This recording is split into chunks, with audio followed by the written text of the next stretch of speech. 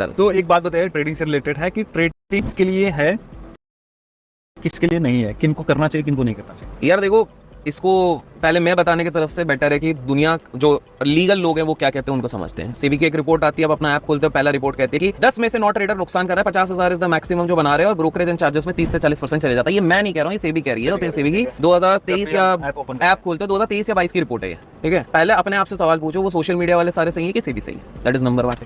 चलो ठीक है।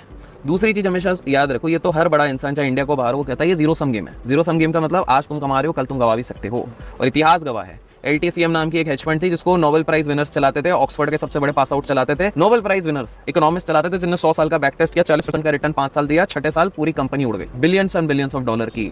एक बिल हुआंग करके बंदा था, जापान का था, 17 साल तक उसका खतरनाक रिकॉर्ड था, उसके पास लिक्विड $30 बिलियन था, मतलब इलॉन मस्क से ज्यादा पावरफुल था, क्योंकि इलॉन मस्क के स्टॉक में था सारा पावर, इसके पास लिक्विड मतलब बैंक के अंदर कैश इतना था। वो बंदा रातों रात एक हफ्ते के अंदर बैंकरप्ट हो गया। पॉइंट ये है कि ट्रेडिंग में हमेशा आपके ऊपर एक तलवार अटकती है, तलवार हमेशा अटकती है। एक दिन आपका दिमाग खराब है, एक दिन आपकी बीवी से झगड़ा हो गया, एक दिन आपकी गर्लफ्रेंड ने आपको बाबू सोना नहीं बोला, आपका दिमाग खराब हो गया, तो आप उस दिन अपने कैपिटल की उड़ा सकते हो। सब बोलेंगे रिस्क मैनेजमेंट का स्टॉप लॉस कहाँ है, तो भैया वो उस समय पे आप जब रहते हो ना, अगर वो कांड होना है तो वो होके रहेगा।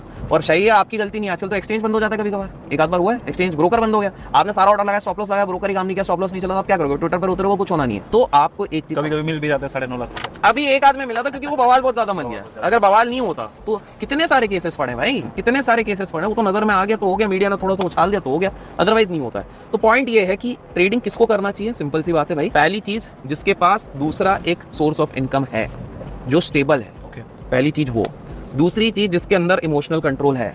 अगर तुम वो हो जो 17 साल की उम्र में बिकॉज पारो तुमको छोड़ के चले गए, तुमने हाथ के नस काटे हैं, अगर तुम वो हो जो छोटे छोटी बातों पे लड़ झगड़ पड़ते हो अपने दोस्तों यारों पे, अगर तुम वो हो जो दारू पी के बाहर आके तुम इल्यूमिनाटी पे डांस करते हो, तो भाई तुम्हारे लिए शायद ट्रेडिंग नहीं है।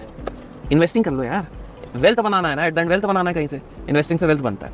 क्या ट्रेडिंग बुरी है? नहीं भैया, कोई चीज बुरी नहीं है, उससे भी लोग पैसा कमा रहे हैं, मैं मना नहीं कर रहा हूँ, उससे भी लोग पैसा कमा रहे हैं, लेकिन पैसे कमाने के हजारों तरीके हैं, डिफेंडर लेने के हजारों तरीके हैं। जरूरी नहीं है कि आप डिफेंडर वालों से स्पॉन्सर लेना ले ही लो, मैं तो बोल रहा हूँ। तो पॉइंट मेरा सिंपल था भाई, जबरदस्ती सिर्फ ट्रेडिंग के पीछे तो किसको करना है? 3 चीजें, जिसका इमोशनल कंट्रोल बढ़िया है, जिसके पास ऑल्टरनेटिव इनकम सोर्स है, जो बंदा सोच रहा है। मैं गारंटी दे रहा हूँ, कमेंट्स में बताना कितने लोगों के साथ ये हुआ है, 5,000 रुपए लेके आए, 5,000 को शायद तुमने 50,000 भी किया होगा, और उसके बाद वापस 1,000 रुपए पे आ गए। कितने सारे लोग होंगे, एग्जाम्पल दे रहा हूँ 5,000 के। तो वो क्या होता है, ये मैं बताता हूँ, दुनिया में ना कोकेन से ज्यादा नशा अगर किसी चीज में है तो वो भैया ट्रेडिंग में।